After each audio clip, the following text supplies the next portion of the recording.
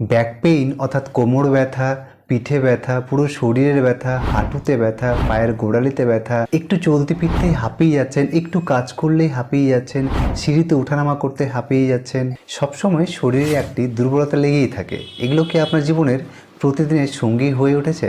আর এই সব উপসর্গ কি শুধু ক্লান্তি ও বয়সের কারণ, নাকি এগুলোর পিছনে লুকিয়ে আছে বড় কোনো সমস্যা, বড় কোনো রোগের লক্ষণ? এই যেমন নার্ভের ক্ষতি, ক্যালসিয়ামের ঘাটতি অথবা হাড় ও পেশির দুর্বলতা। আর এই জন্যই বন্ধুরা, আজকে আমরা এই কয়েক মিনিটের ভিডিওর মাধ্যমে জানবো এইসবের হওয়ার পিছনে অ্যাকচুয়াল রিজন কি, অ্যাকচুয়াল কারণ কি রয়েছে, এবং এগুলো থেকে আমরা কিভাবে ঘরোয়াভাবে প্রাকৃতিক উপায়ে সমাধান পেতে পারি। এই বিষয়ে আজকে আমরা এই ভিডিওর মাধ্যমে বিস্তারিত আলোচনা করব।